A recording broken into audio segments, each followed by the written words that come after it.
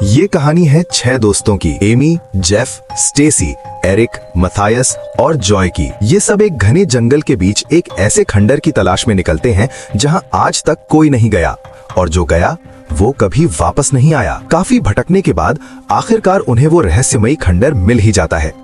उसे देखकर सब बहुत खुश हो जाते हैं, जैसे उन्होंने कोई छुपा हुआ खजाना ढूंढ लिया हो। तभी मथायस की नजर खंडर के ऊपर लगे एक अजीब से टेंट पर पड़ती है, जो इस बात का इशारा होता है कि शायद यहाँ पहले भी कोई आ चुका है। तभी जंगल के बीच से एक आदमी सामने आता है और तेज आवाज में उन पर चिल्लाने लगता है। मथायस उसकी भाषा समझ नहीं पाता, जबकि जेफ को लगता है शायद उसे पैसे चाहिए। लेकिन जैसे ही जेफ पैसे आगे बढ़ाता है, वो आदमी उन्हें सख्त मना कर देता है। इसी बीच उस आदमी के 2 और साथी वहाँ आ जाते हैं और पीछे खड़ी एमी की तरफ इशारा करते हैं। जॉय को लगता है शायद वो एमी का कैमरा मांग रहे हैं। वो एमी से कैमरा लेता है और उसे देने के लिए आगे बढ़ता है, लेकिन अगले ही पल एक तीर सीधा जॉय को लगता है और उसे संभलने का मौका भी नहीं मिलता कि एक बुढ़ा आदमी उसको गोली मार देता है। ये सब देखकर बाकी सब बुरी तरह घबरा जाते हैं। डर के मारे वो अपना अपना सामान उठाते हैं और उसी पहाड़ी खंडर पर चढ़ जाते हैं, बिना ये जाने कि ये कदम उन्हें सीधा मौत के तांडव की तरफ ले जा रहा है। खंडर के ऊपर चढ़कर जब वो नीचे देखते हैं तो वो तीनों आदमी अभी भी वहीं खड़े होते हैं और जॉय नीचे मरा पड़ा होता है। इसी बीच मथायस और जेफ वहां लगे टेंट्स में कुछ सामान ढूंढने लगते हैं, लेकिन उनके काम की कोई भी चीज नहीं मिलती। उधर एरिक अपना फोन चेक करता है,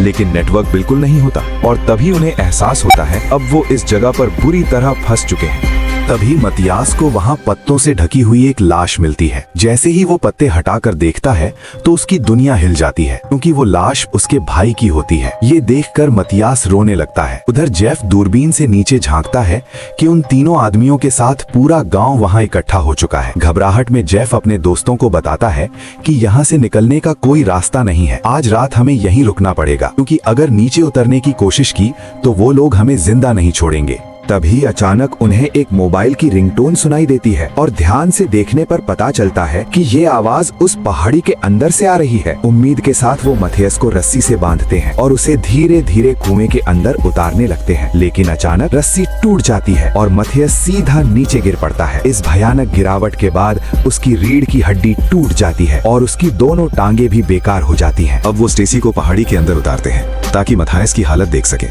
नीचे पहुंचकर स्टेसी देखती है कि मथायस जमीन पर पड़ा होता है। वो ऊपर खड़े अपने दोस्तों को सब कुछ बता ही रही होती है। तभी अचानक स्टेसी भी नीचे गिर पड़ती है। इस गिरावट से उसकी टांग टूट जाती है और जख्म से खून बहने लगता है। तभी एमी को गुस्सा आ जाता है और वो गांव वालों से बात करने के लिए नीचे उतरने का फैसला करती है। जेफ उसे रोकने के लिए उसके पीछे जाता है। जैसे ही एमी नीचे पहुंचती है, गाँव वाले तुरंत वहाँ आ जाते हैं। एमी उनसे मदद की गुहार लगाती है, लेकिन जवाब में गाँव वाले बंदूक और हथियार दिखा देते हैं। लेकिन गुस्से में एमी पास पड़ा एक पेड़ का टुकड़ा उठाकर वहाँ खड़े एक छोटे बच्चे की तरफ फेंक देती है। अगले ही पल सारे गांव वाले अपनी बंदूकें और हथियार उस बच्चे की तरफ तान देते हैं और तभी उनमें से एक आदमी उस बच्चे को गोली मार देता है। एमी और जेफ जान बचाकर वापस ऊपर भाग जाते हैं। ऊपर पहुंचकर जेफ मथियास को ऊपर लाने के लिए स्ट्रेचर तैयार करता है और एरिक और एमी को ये बताता है कि पहाड़ी के पेड़ बहुत खतरनाक हैं, इसी वजह से गाँव वाले उन्हें नीचे आने नहीं दे रहे हैं।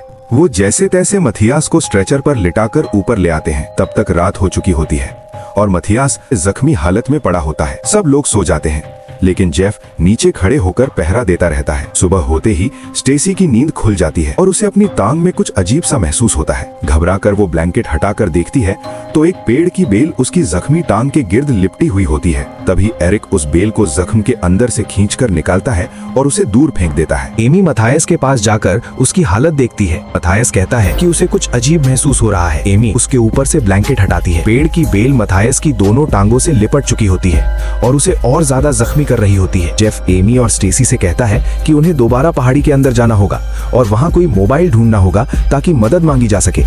मजबूरी में एमी और स्टेसी नीचे उतरती हैं और मोबाइल ढूंढने लगती हैं। तभी उन्हें पत्तों से ढकी हुई एक लाश दिखती है। जैसे ही स्टेसी उसे देखती है, पता चलता है कि वो सदियों पुरानी किसी लड़की की लाश होती है। ये देखकर दोनों बुरी तरह डर जाती हैं। इसी बीच एमी को वहाँ कुछ अजीब से फूल दिखते हैं जो मोबाइल रिंगटोन जैसी आवाज निकाल रहे होते हैं। तब एमी को समझ आ जाता है ये कोई फोन की रिंगटोन नहीं थी। जैसे ही एमी उन फूलों को हाथ लगाती है, वो फूल उससे चिपट जाते हैं। डर के मारे दोनों वहां से भाग पड़ती हैं और जल्दी जल्दी ऊपर पहुंच जाती हैं।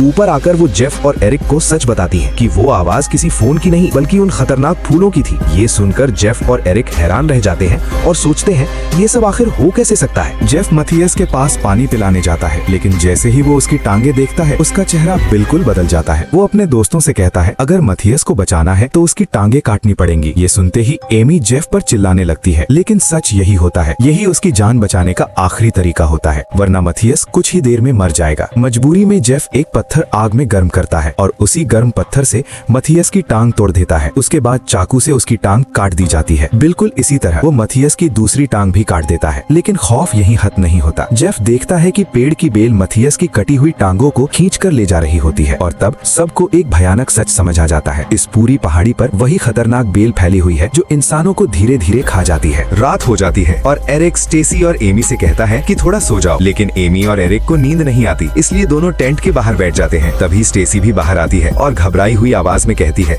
मुझे लग रहा है कि वो बेल अभी भी मेरे अंदर है। एमी और एरिक उसे समझाते हैं ये सिर्फ तुम्हारा वहम है, लेकिन उसी वक्त उधर मथियस के पास वही खतरनाक बेल आती है और सीधा उसके मुंह के अंदर घुस जाती है। ये देखकर जेफ भागते हुए मथियस के पास पहुंचता है और बेल को उसके मुंह से खींचकर निकालने की कोशिश करता है, लेकिन तब तक बहुत देर हो चुकी होती है। मथियस मर चुका होता है। ये सच देखकर सब लोग अंदर से टूट जाते हैं और तभी उन्हें किसी के चिल्लाने की आवाज सुनाई देती है। जेफ ध्यान से देखता है तो पता चलता है कि वो आवाज इंसान की नहीं बल्कि उन खतरनाक बेलों पर लगे फूलों की होती है। अगली सुबह एरिक जेफ को अपने टेंट में बुलाता है। तब स्टेसी अपनी कमर खोलकर दिखाती है और जेफ जो देखता है उसके होश उड़ जाते हैं। मजबूरी में जेफ बेल निकालने के लिए स्टेसी की टांग काट देता है और उसे खींचकर बाहर निकालता है।